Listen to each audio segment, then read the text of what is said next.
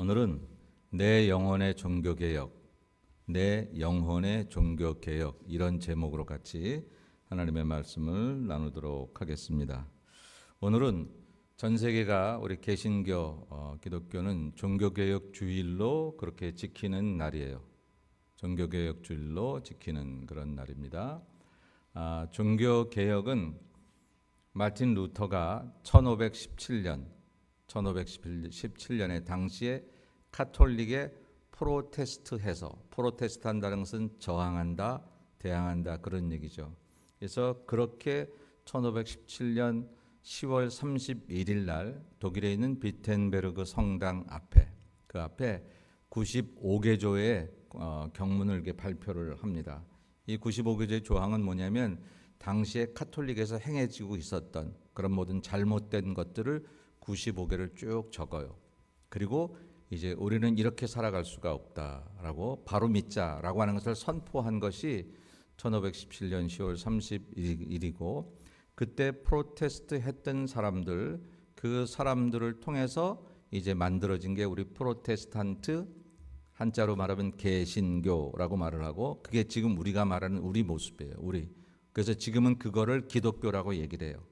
원래 기독교라는 말 안에는 개신교와 천주교가 같이 들어가 있어요. 종교 연감에는 그렇게 돼 있어요. 근데 우리는 개신교, 프로테스트에서 나온 사람들, 기존의 카톨릭이 잘못됐다고 생각해서 거기서 프로테스트에서 나와서 우리의 이름이 프로테스탄트라고 붙여졌고 정확한 이름을 말하면 우리는 개신교인들이에요. 개신교. 근데 지금 세상에서 쓰여지기는 그냥 우리 개신교가 기독교로 돼버렸고 그리고 카톨릭은 천주교, 구교 이렇게 얘기를 하고 있습니다. 그래서 저와 여러분의 이름이 개신교였는데 기독교다라고 그렇게 생각을 하시면 되겠습니다. 이제 그 날을 기념하는 절기가 바로 오늘입니다. 1517년으로부터 507년이 이제 됐다는 거죠. 안 되나요? 안 돼요? 네. 자, 그렇게 종교개혁주의를 지키는데 제가 PPT를 준비해서 여러분들에게 보여드리려고 해왔는데 이제 보이지가 않으니까 여러분들 그냥 제 얘기를 들으시면 좋겠습니다. 성경에도 종교개혁을 했던 그런 왕들이 여러 있어요. 오늘 그 왕 중에 한 사람을 소개하는데 요시야 왕이라고 하는 왕입니다. 여러분 제가 설교 노트에 조금 미스프린트가 되어 있는데 설교 노트를 보시면 열왕기하 23장 21절에서 25절 이렇게 써야 되는데 요시야 23장 그렇게 써놨어요. 요시야 왕을 생각하다가 거기다 그렇게 썼나 봐요. 여러분들이 요시야를 지우고 열왕기하 이렇게 기록을 해놓으시면 되겠고 그 요시야 왕의 얘기가 거기 열왕기하에 나와 있습니다. 이 요시야 왕은 남유다 왕입니다.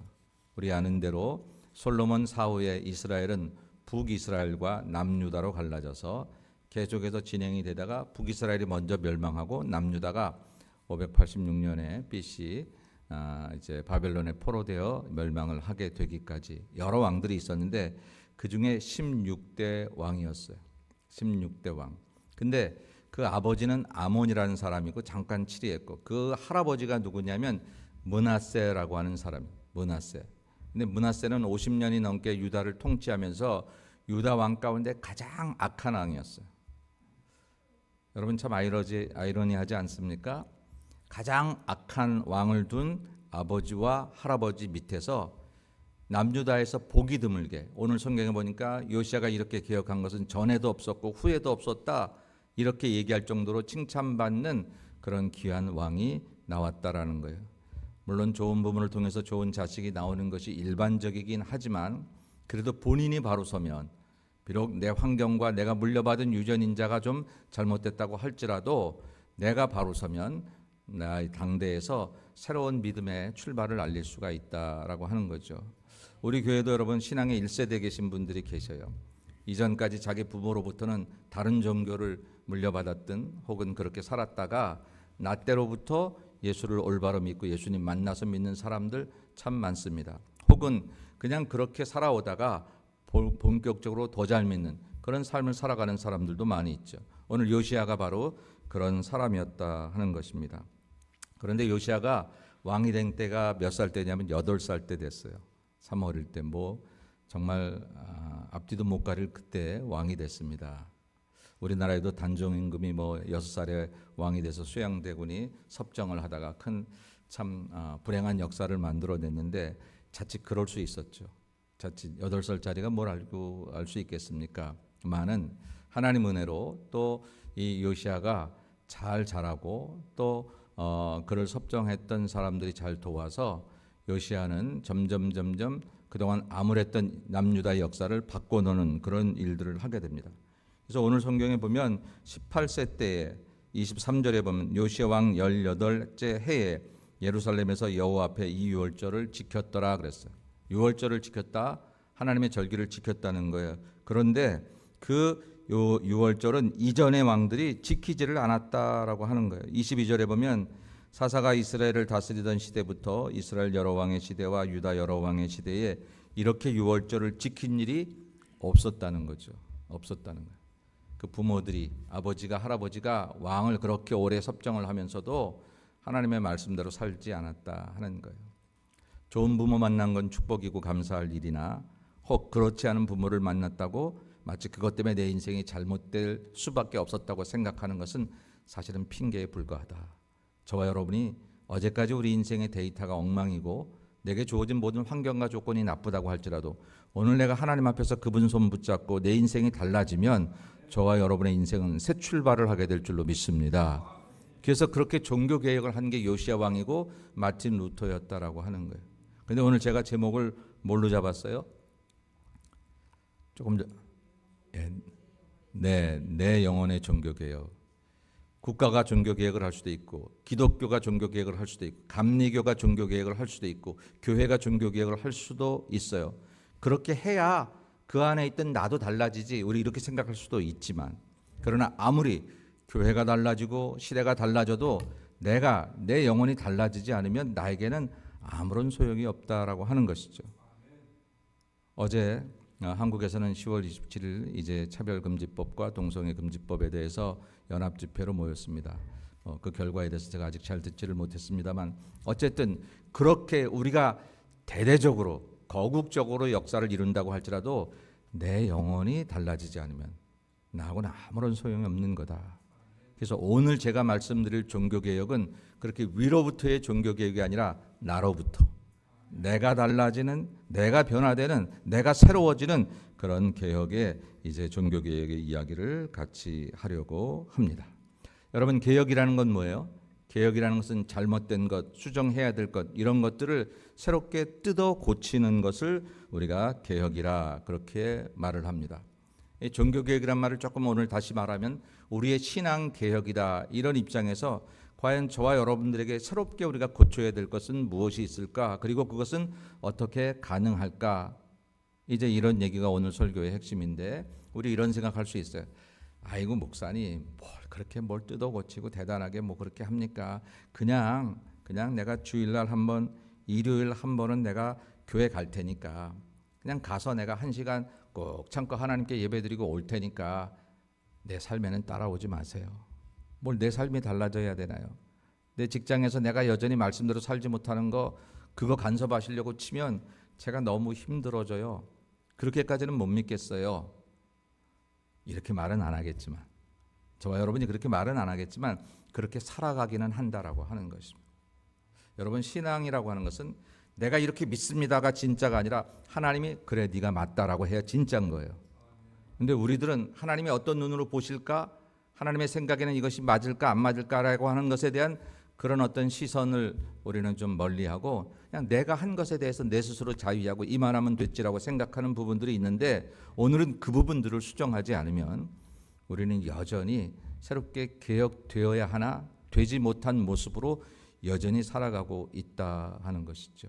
오늘은 한번 다른 사람이 아니라 너가 아니라 나를 돌아보는 시간을 가지면 좋겠다라고 하는 것입니다. 돌아보면 너도 문제가 있어요. 교회도 문제가 있어요. 시대도 문제가 있고 기독교도 감리교도 다 문제가 있어요. 근데 그거 지적하는 시간이 아니라 오늘은 지금 이 시간은 그게 아니라 나를 보는 거예요. 나는 어떻든지 남이 어떻든지 나는 하나님 앞에 바른 것일까를 돌아보는 그런 시간이 되려고 하는 것이 2024년에 종교개혁주의를 맞이하는 저와 여러분의 자세이어야 한다라고 하는 것입니다. 여러분 설교 노트를 한번 보시면서 하시면 좋겠습니다. 요시야가 이제 종교 개혁을 하게 될 수 있었던 그 이유 중에 하나는 뭐냐면 첫 번째 성전을 수리했어요. 성전을 수리. 근데 놀랍게도 그 이전의 왕들이 성전을 그렇게 수리하지 않고 성전을 방치하고 있었다라는 거예요. 성전에 우상들이 세워지고 바알과 아세라의 신상들이 이렇게 세워져 있는 것들을 그냥 그대로 방치하고 살았다라고 하는 것입니다. 하나님의 집을 그렇게 소홀히 여겼던 왕들은 악한 왕이 될 수밖에 없었고 그 왕들 치하에서 살아가는 유다 백성의 삶은 혼탁과 혼란이 될 수밖에 없었다.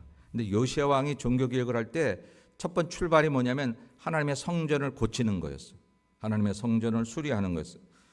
역대하 34장 8절에 보니까 요시야가 왕위에 있은 지 18째 해에 그 땅과 성전을 정결하게 하기를 마치고 그의 하나님 여호와의 전을 수리하려 하여 그랬어요. 그 성전을 수리하려 하여.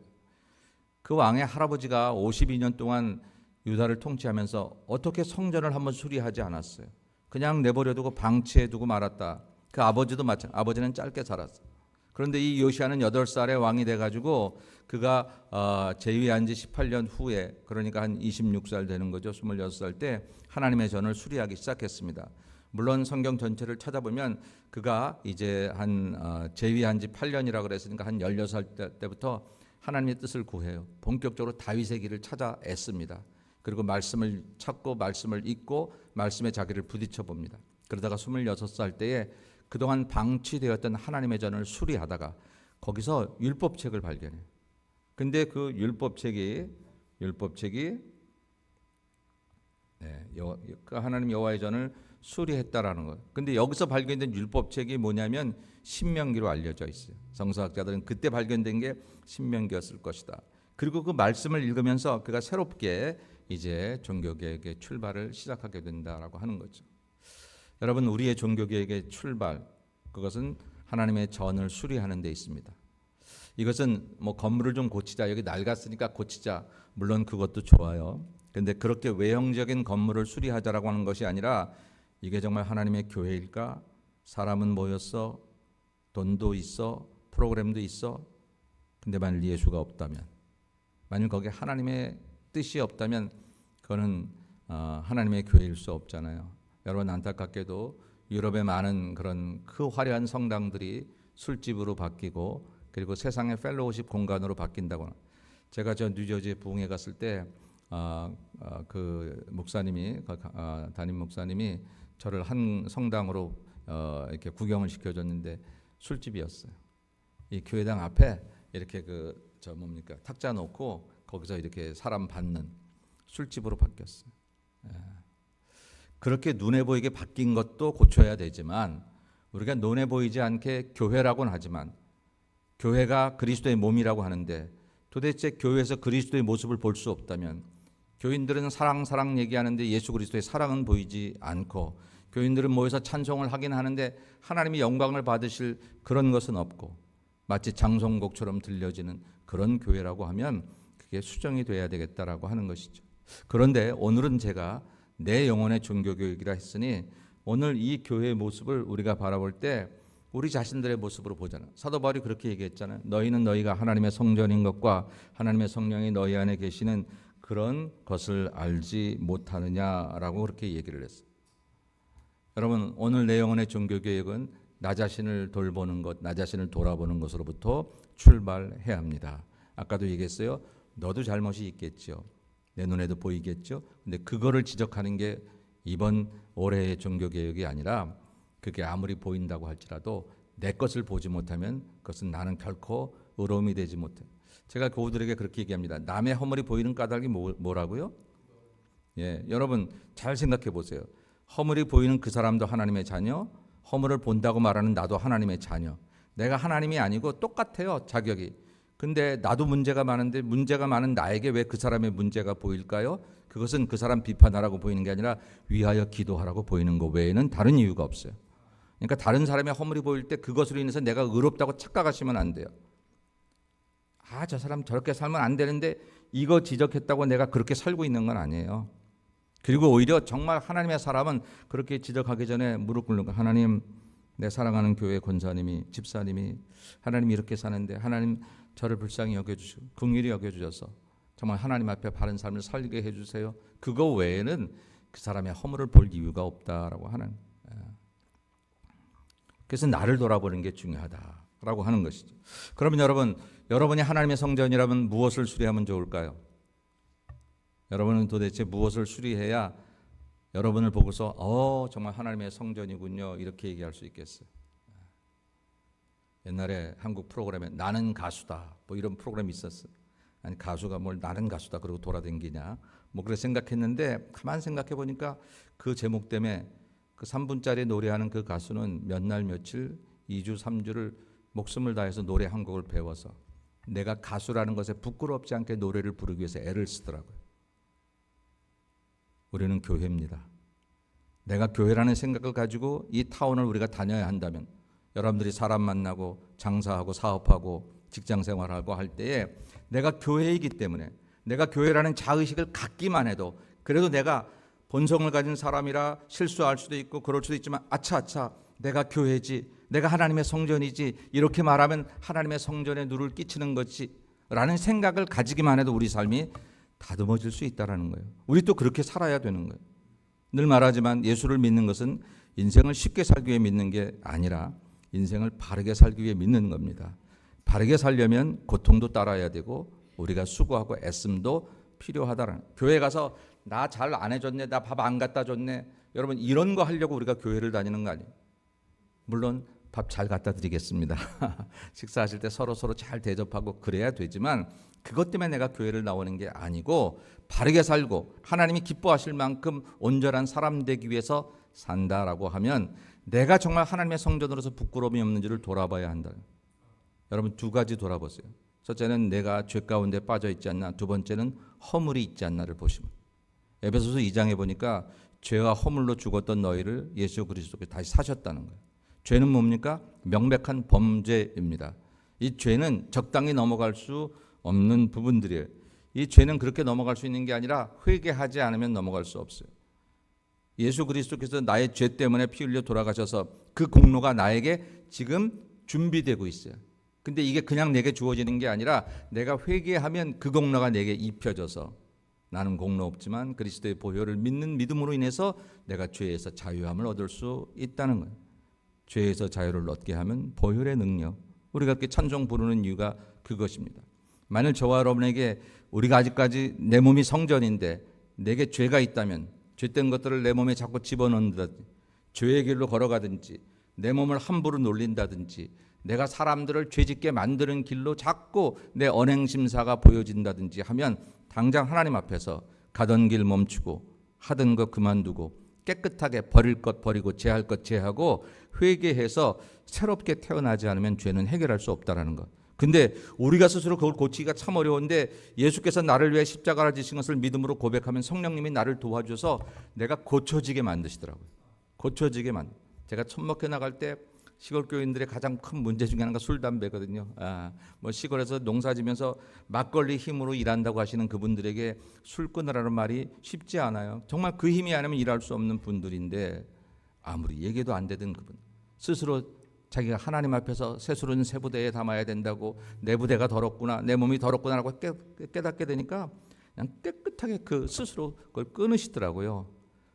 여러분 죄는 내가 깨닫고 내가 정말로 그것을 제거해야 된다. 이번에 오늘 종교개혁주의를 보면서 여러분 우리가 제거하고 버리고 다시는 내게 있지 않게 환경이든 조건이든 그것을 끊어버려. 자꾸 그 사람 때문에 죄를 짓는다면 당분간 그 사람 안 만나는 게 좋은 거예요. 자꾸 그 일을 하다가 죄가 진다면 그 일을 하지 않는. 내가 배를 굽는 한이 있어도 죄 짓는 삶을 살아가면 안 되는 거니까. 내게 그런 습관 때문에 자꾸 죄를 짓는다면 그 습관도 버려야 하는 것이다 하는 거죠. 허물은 뭡니까? 허물은 당장 죄는 아니지만 죄로 인도할 수 있는 것들이에요. 왜 그렇게 말해? 말투. 죄는 아니에요. 그렇게 말한다고. 근데 그 말투가 자꾸 사람을 시험 들게 만들어요. 나는 원래 그렇게 태어났어. 나는 원래 그런 사람인데 왜 네가 나를 바꾸려고 해? 물론 그렇습니다. 그렇게 말한다고 그 말투가 죄가 돼서 지옥 가는 인생이 되는 것은 아닐 수 있으나 그 말투로 인해서 누군가를 자꾸 시험 들게 만들고 그런다고 한다면 지극히 작은 자 하나를 시험 들게 하고 죄짓게 만들면 어떻다고요? 연접의 뜰을 메고 저 바다에 빠치우는 게 낫다고 예수님 말씀하셨는데, 그렇다면 내가 왜 그거를 고칠 노력을 안 하느냐라고 하는 것이죠. 그런 허물들이 많이 있다라는 거예요. 고집, 성격, 게으름, 이런 것들은 당장 죄는 아니지만 우리의 허물이에요. 이 허물로 인해서 우리가 죄로 인도될 수도 있고 남을 죄 가운데 빠뜨릴 수도 있다. 이번에 2024년 10월 종교개혁주의를 지내면서 내 몸이 성전인데 이거 수리하다가 종교개혁이 시작됐다면 우리도 우리 몸을 수리해 보자고요. 어떻게 수리할까? 일단 내게 죄가 있나를 철저하게 말씀 가운데 지켜보세요. 있으시면 가차없이 그 죄의 덕을 본 게 있긴 있어요. 그렇게 해서 돈도 조금 더 벌 수 있었어요. 그렇게 해서 좀 적당히 인생을 살아갈 수 있었어요. 그래도 그거를 버려야 내가 천국 가는 백성으로 옳게 간다고. 예수님 심하게 말씀하셨잖아요. 눈 하나가 범죄하면 차라리 한 눈 가지고 천국 가는 게 낫지 그 범죄한 눈 그대로 가지고 있다가 지옥 가는 게 낫냐라고 말씀하셨던 것처럼 우리가 그렇게 죄를 단죄해야 되겠다. 허물, 사람이 다 그럴 수 있지 뭐 누가 완전한 사람이 어디 있어? 말은 맞는 말인데 우리가 그냥 이렇게 내 마음대로 되는 대로 살고 내가 개선되지 않고 살겠다면 왜 예수 앞에 나왔어요? 우리가 주님 앞에 나올 때는 내가 예수님의 기준에 맞춰 내 삶을 달리 살겠다고 나온 거거든요. 그렇다면 우리가 우리의 허물들을 고쳐야 되겠다. 그래서 에베소서 2장에서 바울은 너희의 죄와 허물로 죽었던 너희를 예수께서 다시 살리셨다고 이야기를 했다면 이번 우리 영혼의 종교개혁에 여러분의 죄와 허물이 깨끗하게 고쳐지고 개선되시기를 주의 이름으로 축원합니다. 두 번째는요. 말씀을 지켰다. 말씀대로 사는 삶이 되었다라고 하는 거죠. 오늘 본문의 24절을 보니까 요시야가 또 유다 땅과 예루살렘에 보이는 신접한 자와 점쟁이와 드라빔과 우상과 모든 가증한 것을 다 제거하였으니 이는 대제사장 hil기야가 여호와의 성전에서 발견한 책에 기록된 율법의 말씀을 이루려 함이라라고 얘기하고 있어요. 성전을 수리하다가 거기서 율법책을 발견했어요. 그리고 거기 있는 율법책의 기준에 의해서 이 신접한 자, 점쟁이, 드라빔, 우상 모든 가증한 것 잘못된 것이구나 하고 제거했다라는 거예요. 여러분 우리는 가끔 옳고 그름을 얘기할 때 자신의 경험을 주장할 때가 많아요. 내가 다 해봤어. 내가 다 해본 그것이 하나님일 수는 없잖아요. 내가 다 해봤어도 내가 해보지 않은 것이 세상에는 더 훨씬 많아요. 근데 왜 나는 내가 다 해봤다고 내가 다 안다고 다른 사람의 것들을 내가 이렇게 판단하기가 쉬울까요? 우리의 판단 기준은 오직 이 성전 수리하다가 발견한 율법책인 것처럼 우리에게 주신 말씀, 하나님의 말씀만이 우리의 옳고 그름을 판단할 수 있는 잣대가 되는 줄로 믿습니다. 그래서 여러분 사람을 이렇게 평가하거나 그래서도 안 되지만 여러분의 삶에 있어서 선과 악이 무엇이며 옳고 그름이 무엇인가를 기준하려고 할 때는 이게 하나님의 말씀에 맞는지를 자꾸 생각해 보셔야 합니다. 말씀을 모르겠거든 목사님들 전도사님들에게도 물어보셔야 되고 이런 경우에는 어떻게 하는 게 좋은지 고민하셔야 된다라고 하는 거예요. 되는 대로 하다가 그러다가 잘못된 길을 걸어가면서 사람이 다 그럴 수 있지 누가 완전해 이런 말로 위로해서는 안 된다라고 하는 것이죠. 우리는 완전한 사람은 아니지만 완전에 이르기를 목표로 하고 지금 부족해도 완전에 이르다가 부족한 그 모습과 어차피 완전하지 못할 테니까 되는 대로 살자 하다가 부족한 것은 완전하지 못한 것은 천지 차이다라고 하는 것을 꼭 기억하셔서 여러분 주님 말씀대로 살려고 하다가 넘어진 것 주님 사랑하는 아들아 딸아 내가 네 체질을 아는데 너 참 애썼다. 아니 주님 저 아무것도 못했는데 너 다 했어. 이렇게 말씀해 주실 거예요. 근데 어차피 누가 완전할 수 있어요? 하나님 누가 이렇게 하나님처럼 살 수 있어요? 그래서 못해요 라고 말하면 그건 하나님 앞에 큰 고통을 받는 일이 될 수밖에 없다라는 것을 기억하십시다. 그래서 시편 기자는 이렇게 얘기합니다. 내가 주께 범죄하지 아니하여 주의 말씀을 내 마음에 두었다는 거예요. 내 마음에 두었다는 이게 내 인생의 판단 기준이 되었다라고. 저와 여러분은 성경이 우리 인생의 교과서가 되고 하나님의 말씀이 우리 인생의 척도가 되어서 그 말씀이 내 마음의 말씀에 두어져서 내가 어떤 일을 판단하려고 할 때 그 말씀의 기준 따라 살아가는 사람이 그게 그리스도인이지. 그게 진짜 기독교인이지. 내가 예수를 믿는데 예수의 말씀이 나를 지배하지 못하고 나의 어떤 판단 기준을 주장하지 못한다면 그거는 예수 믿는 사람이 아니라 구경하는 사람이죠. 생각해 보세요. 여러분이 예수님의 사람이라면 여러분의 돈 쓰는 기준을 예수님이, 내 안에 계신 예수님이 판단할 거예요. 전에 나 이렇게 썼던 거 뭐 아무런 문제 없다고 생각했었는데 이제 예수님이 내 인생의 주인 되니까 그렇게 쓰는 것보다는 이렇게 쓰는 게 낫지 않겠니? 라고 새로운 가치를 자꾸 제공해 주시는 거예요. 물론 예수 믿는다고, 잘 믿는다고 나를 위해서 쓰지 말라, 예수님 그렇게도 안 하셨어요. 내 몸 사랑하듯 남 사랑하라고 하셨으니까 다 나를 위해서 쓸 수 있어요. 그런데 가치가 달라지는 거예요. 이렇게 해서 주님이 좋아하시고 이렇게 해서 하나님이 기뻐하시고 그런 기준에 따라서 돈 쓰는 것도, 말하는 것도, 사람 만나는 것도, 내가 취미 생활을 갖는 것조차도 내 일상이 그렇게 하나님의 기준에 맞게 조율되어야 한다라고 하는 것입니다. 여러분 좀 어렵죠? 어떻게 이렇게 빡빡하게 살아요? 근데 성령님이 계시잖아요. 성령님이 하시는 일이 뭐냐면 우리를 돕는 분이에요. 보혜사 성령을 영어 성경에서 헬퍼 혹은 카운셀러로 번역하고 있어요. 좋은 사람의 도움만 받아도 내 인생이 달라질 수 있다면 완벽하신 내 하나님께서, 삼위일체 하나님 성령님께서 나를 도우시면 할 수 없다고 생각하고 도저히 안 될 거라고 생각했던 그 일들도 마치 내가 그 일의 주인공인 것처럼 편안하고 자유롭고 기쁘게 살아가게 될 줄로 믿습니다. 그래서 우리의 종교개혁은 뭐냐면 말씀이 내 산에 살아있게 하시는 거예요. 여러분의 모든 판단의 기준은 하나님의 말씀이지 내 경험이 아닙니다. 내 어릴 때 내 생각이, 내가 봤던 책이 다 귀한 참고 자료는 될 수 있지만 가장 중요한 기준은 내가 읽은, 어렸을 때부터 들었던 그 하나님의 말씀, 그 말씀이 여러분 인생의 교과서가 되시기를 주의 이름으로 축원합니다. 그리고 그것이 구경하는 책이 아니라 항상 나에게 말씀하시는 거예요. 이 길을 가면 너 하나님의 뜻대로 살게 되겠니?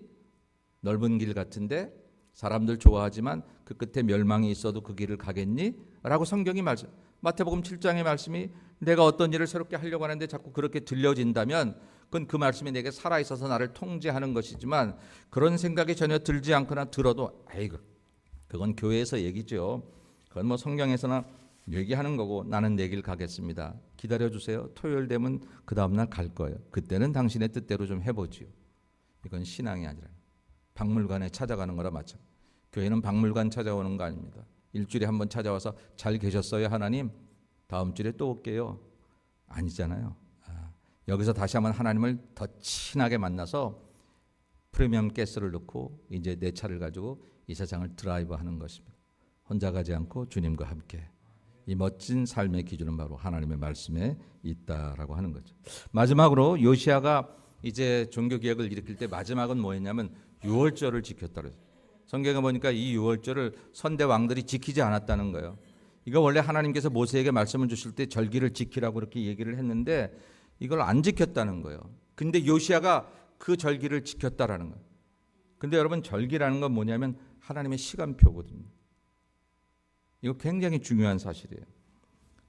오늘 본문의 말씀을 보니까 왕이 뭇 백성에게 명령하여 이르되 이 언약책에 기록된 대로 너희 하나님 여호와를 위하여 유월절을 지키라 하매, 이 유월절은 절기인데 레위기 23장에 보니까 이스라엘 자손에게 말하여 이르되 이르라 이것이 나의 절기, 나의 절기라는 거예요.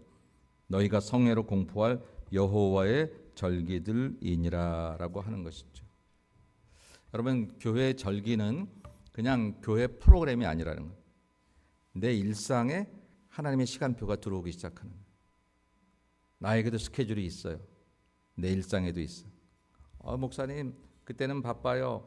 이런 일상들, 여러분이 어떤 일상들을 가지고 있을 때 제가 어떤 얘기를 하면 그때는 바빠요. 그럴 수 있는 일들이 있어요. 목사가 얘기한다고 다 지켜야 되나요? 그렇진 않아요. 그러나 성경에서 말하는 절기를 지키거나 성경에서 말하는 그런 하나님의 시간표를 얘기할 땐 그걸 거절할 수 없어요. 대표적인 것이 안식일이죠. 주일입니다. 하나님의 시간표예요. 이 시간표에 맞춰 하나님이 사람을 만드시고 일주일에 한 번씩 주일을 통해서, 특별히 우리 기독교는 예수 그리스도의 부활을 통해 되어진 종교니까 그리스도의 주일을 지키면서 하나님의 시간표 속에 우리가 들어가는 거예요. 그리고 그 시간표 속에서 하나님을 체험하고 경험한 것을 가지고 나머지 날들을, 나의 일상들을 마치 하나님이 지금도 함께 하시는 것처럼 살아가는 것이다 라는 것이죠. 여러분 저는 요즘에 그런 소망을 갖습니다. 여러분의 일상이 하나님의 히스토리가 되는 것, 여러분 멋지지 않아요? 무슨 그런 거 마틴 루터라든지 뭐 이 시대의 훌륭한 목사님이라든지 뭐 그런 분들이나 하나님의 히스토리가 되지 뭐 저가 무슨 하나님의 히스토리가 됩니까? 여러분 그렇습니까? 사람 보기에는 높고 낮음의 차이가 보이지만 하나님 보시기엔 다 똑같은 당신의 살아가는 자녀라고 하면 여러분의 일상이 하나님의 시간표가 들어가서 내가 집에 있는 시간에도 늘 내 몸을 정결하게 하고 마음을 정결하게 하고 내가 직장에 나가서 돈을 벌기 위해 일하는 것 같은데 그 속에서도 하나님이 나에게 공급하시는 하나님의 공급하심을 느끼며 감사하고 일 속에서 만나는 많은 사람들에게 내가 하나님의 힘으로 살아가고 있다는 것을 보여주면서 나도 모르게 선교하고 있고 여러분의 일상이 여러분의 스케줄이 하나님의 시간표가 되기를 원하시는 것이 이게 요시야가 했던 그런 종교 개혁이었고요. 절기를 지킨다고 하는 것은 바로 그런 역사다라고 하는 것입니다. 오늘 여러분들이 주일을 지키는 것도 그냥 뭐 전통적으로 지켜왔으니까 하나님의 시간표 속에 들어오는 거예요. 물론 1년 365일이 다 하나님의 시간표 속에 들어있어요. 근데 특별하게 이것은 나의 절기라, 이것은 내 날이다 라고 만들어놓은 그 절기 속에, 그 시간표 속에 들어오면 그 다음에 세상에서 세상 사람들 같이 살아야 하는 시간표 속에서 우리가 어떤 힘을 가지고 살아야 할지를 여기서 배우게 되는 거예요. 여기서 배운 사랑으로, 여기서 배운 인내로, 여기서 배운 옳고 그름의 가치관으로 우리가 세상에서 직장에서 삶에서 살아가야 된다라고 하는 것입니다. 그래서 이 하나님의 시간표를 여러분 절대로 우습게 생각하면 안 된다. 거기는 꼭 참석해야 되는데 그래서 이번 주일에는 거기는 꼭 가야 되는데 그래서 이번 뭐 크리스마스 때는 뭐 추수감사주일 때는 이렇게 생각하시면 안 되는 것이 하나님의 시간표가 우리 일상을 지배하고 우리는 그 속에서 우리의 일상이 하나님 나라의 거룩한 히스토리가 되기로 살아가야 된다라고 하는 거죠. 나는 꿈을 꿨습니다. 우리 예수님교회 모든 교우들의 이야기가 하나님 나라에 가면 그래 기독교 역사 가운데 니네 교회가 있었지. 그리고 니네 교회 권사 얘기가 있었지. 집사 얘기가 있었지. 하나님이 그렇게 하실 날들을 꿈꾸고 지금도 그렇게 하나님이 써가시고 있다고 생각해요. 오늘 감사노트 얘기했잖아요, 여러분. 이 감사노트 이게 그냥 감사노트가 아니라 여러분들이 쓰는 이야기. 제가 우리 어머니 돌아가셨을 때 한국 나가서 어머니 다이어리를 발견했어요. 다이어리 속에 있었던 몇 글자를 보고 제가 가슴이 뭉클하고 막 그랬던 적이 있었는데 여러분들이 쓰는 감사 이야기를 혹시 그냥 여러분들이 혼자 썼는데 누구라도 이 감사 이야기를 보면서 하나님 나라의 신앙의 히스토리가 그들에게 자녀들든지 이것을 본 사람에게 전해질 수 있다면 이것은 그냥 교회에서 만드는 그런 유인물이 아니라 여러분 삶의 신앙의 히스토리가 되는 것이다. 이게 모여 기독교 역사를 이루는 것이고 특별히 이민 역사는 교회사를 빼놓고는 얘기할 수 없는 건데 우리 LA에 있는 그런 모든 한인 역사가 다 교회사하고 연결되어 있다면 나는 우리 예수말교회 신앙의 히스토리가 이 타운을 바꾸는 역사가 되기를 소원하고 우리 한 사람이 잘 살아서 우리 영혼이 정교개혁이 일어나면 우리가 나가서 뭘 고치라 말하지 않아도 하나님의 은혜로 그렇게 고쳐져서 아름다운 사회 하나님의 나라가 이 땅에 이루어질 줄로 믿습니다. 나부터 아름다운 종교개혁이 시작해서 세상을 바꾸는 저와 여러분 모두가 되시기를 주님의 이름으로 간절히 축원합니다. 기도하겠습니다. 하나님 감사합니다. 부족하고 연약하지만 달라지기를 소원하며 나부터 내 영혼의 종교개혁을 시작하려고 합니다. 우리 성도들을 붙잡아 주시고 새로워지게 하시고 바르고 옳은 삶을 살게 도와주시옵시고 홀로 힘드오니 하나님이 도우시고 성령님 도와주셔서 넉넉히 하나님 우리 자신들이 달라져서 그래서 내가 달라짐으로 내 가정이 달라지고 내 주변이 달라지고 내 직장과 일터와 그리고 우리 교회와 우리가 살아가는 이 타운이 달라지는 역사를 경험하도록 주님 은총을 베풀어 주시옵소서. 힘들 때마다 하나님 나에게 힘 주셔서 넉넉히 끝까지 우리가 그 목표를 포기하지 않고 달려가서 주님 원하시는 모습으로 바뀌어지도록 역사하여 주시옵소서. 예수님 거룩하신 이름으로 간절히 기도 올리옵나이다. 아멘.